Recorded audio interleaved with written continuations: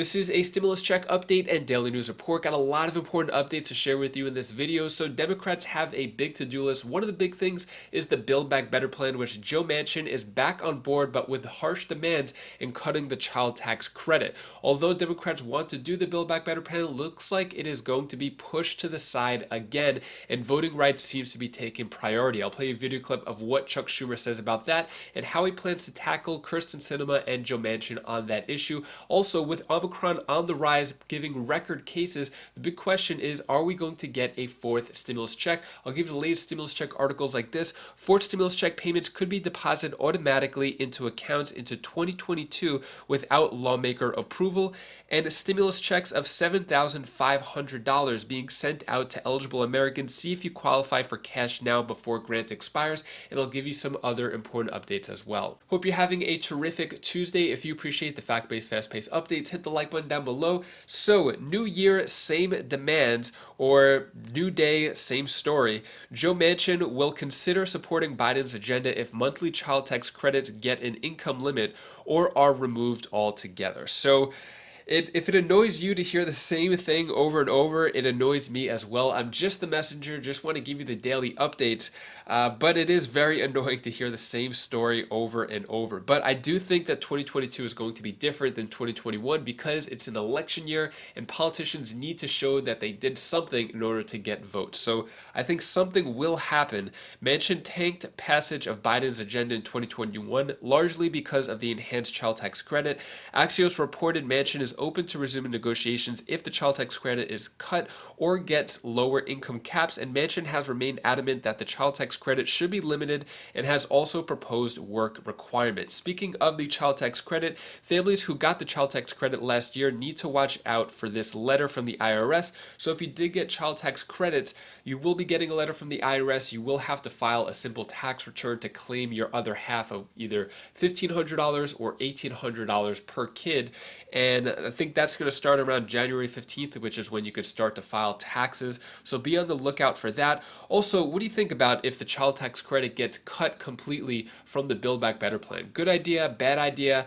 It seems like that is the thing that Democrats are most proud of, is the child tax credit and how it helped 37 million families, but looks like it may be axed so Democrats could get something done. So Democrats return to lengthy to-do list. So some of the three things on the to-do list is the Build Back Better plan, voting rights, and funding the government. Although the funding of the government lasted a few more months, they're still going to have to take that up. It keeps getting just delayed. The can keeps getting kicked down the road, but it still needs to get done. So one of the big things was going to be the Build Back Better plan, but looks like Democrats hit pause on Biden's climate social spending package, and it looks like voting rights are now taking priority. So Chuck Schumer announces vote to change filibuster rules, but faces resistance from Manchin and Sinema. So regardless of whatever Chuck Schumer wants to do, whether it's the Build Back Better plan or change the filibuster rules and voting rights, Joe Manchin and Kyrsten Sinema seem to be always blocking him at every turn. So when it comes to the Build Back Better plan, it looks like it could be delayed as they're going to try to get to the filibuster done. If they get that done now, then Democrats can pass a lot more things without any Republican support, which they could do to try to win the 2022 election. So that seems to be a priority. Here is what Chuck Schumer has to say about that.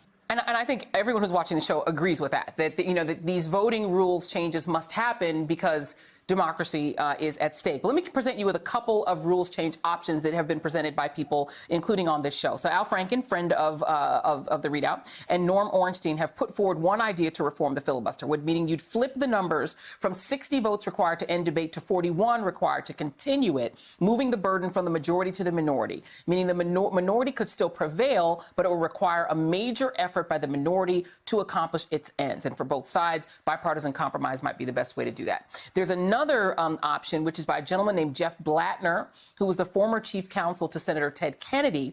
And this is a reform that could actually work without changing the filibuster at all. So it says this: when it comes to major legislation, it would assure that the minority gets a full debate and the right to offer relevant amendments. After an extended period elapses without offering of an amendment gaining bipartisan support, the supporters of the bill could then move on, invoke cloture, cut off debate by a simple majority vote. The minority would have had its say, boom, and then we can move on, and they can have accepted improvements. Have the two conservative Democrats who've been standing in the way of changing the filibuster signed on to anything that looks like either of those two options? We are having active discussions with them, several a day. I just spoke to Senator Manchin 3 or 4 hours ago. And even over the holiday break, the New Year's and Christmas break, we've been talking constantly, not just me, but just about every one of the 48 Democratic senators who supports not only the proposal, the Freedom to Vote Act and the John Lewis Restore the Voting Rights Act, but changing the rules. There are a variety of different rules changes, some of which you've mentioned, some of which you haven't, which we're exploring with them, which we're pushing with them. And whichever one works to get us to have voting rights kept, to undo the pernicious activities of the Republican legislatures, we will accept. And we're having constant discussions. And we've said to them, you, both Joe Manchin and Kyrsten Sinema, say they believe in voting rights. Good. That's great. And they are sponsors of the Freedom to Vote Act and the John Lewis Act.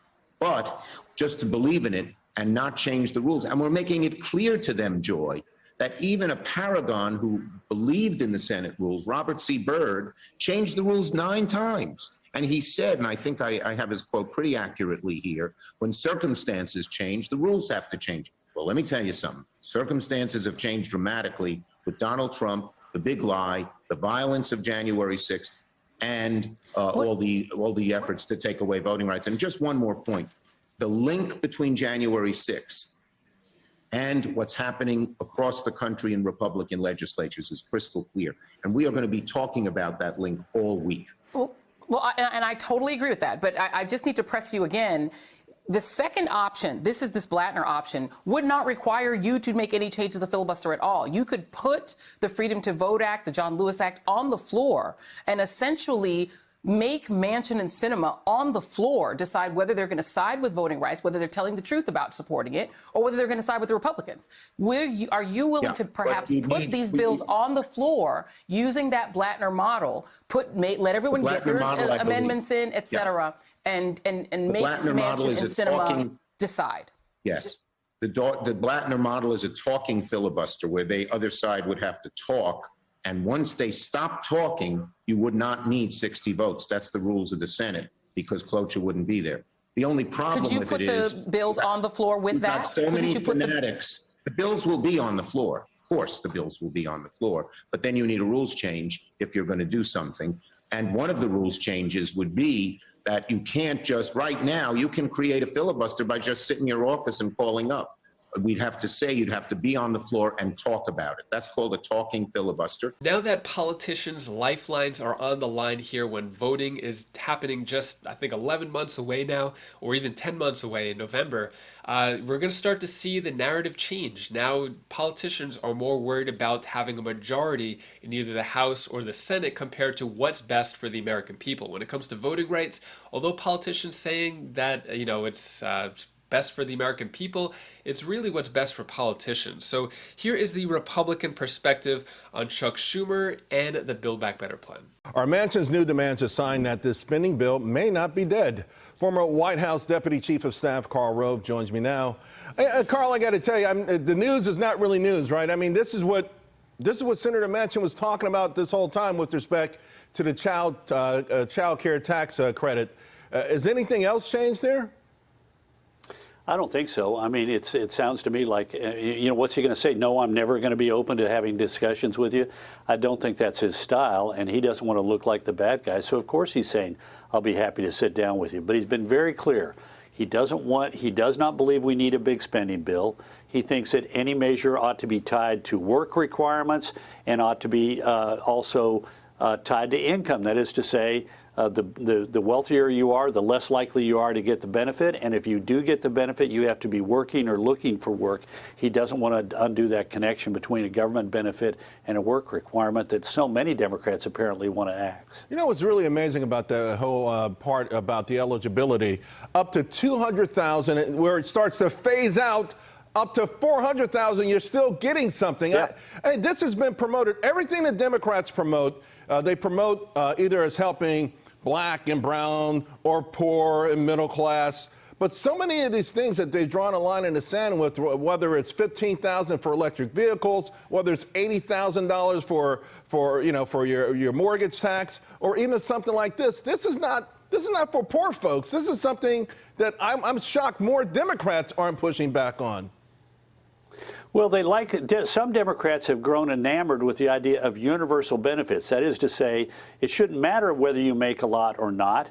You ought to get the benefit from the government because the government can deliver it more efficiently than can the marketplace. Take a look, for example, at paid family leave. They want to pay 90 to 100% of the cost of existing paid leave programs being offered by private businesses. Does that make sense? We're going to have the government step in and pay for something that a lot of businesses are willing now to provide their employees in order to attract and keep a strong workforce.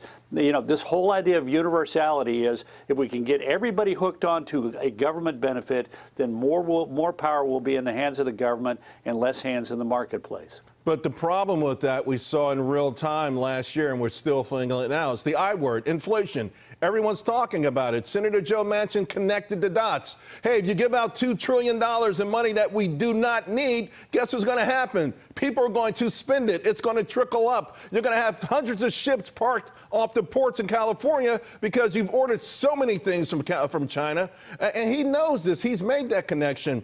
How does a moderate, a reasonable Democrat push back against that? Well, they shouldn't, because as we also know, what we're doing is inflating the currency. What we're essentially doing is devaluing the dollar. And so the money that we get, that's one of the reasons why, as inflation has gone up, even though wages are rising, the cost of the goods and services we're trying to buy are rising faster than our wages. So we're running faster in order to get further behind. And that's one of the arguments that Manchin made. We can't afford this as a country.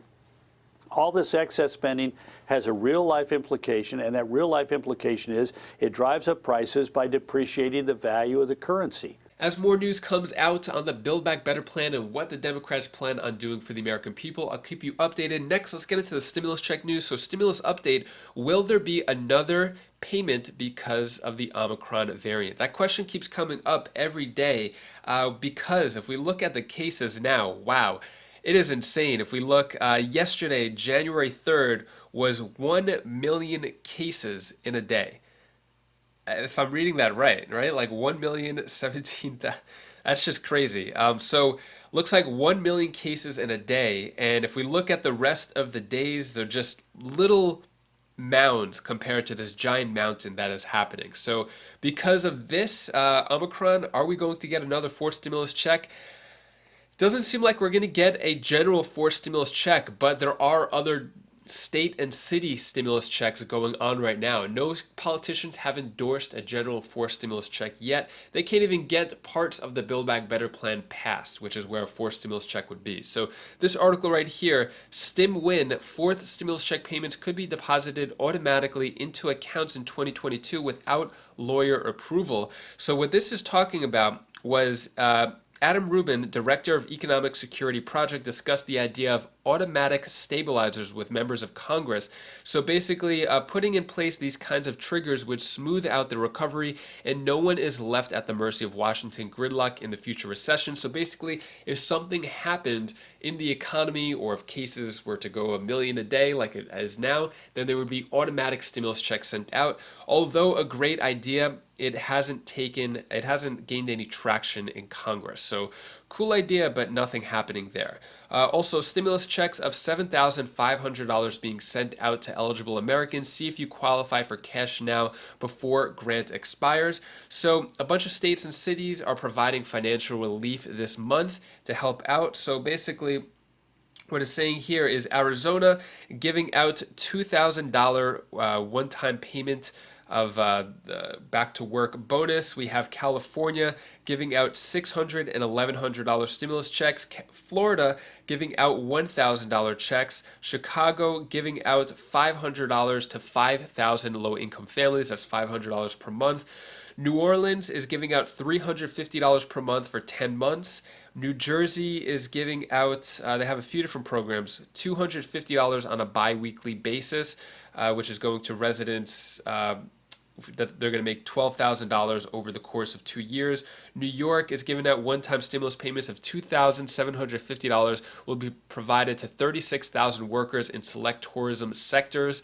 And then Durham, North Carolina, $500 a year for $115 residents.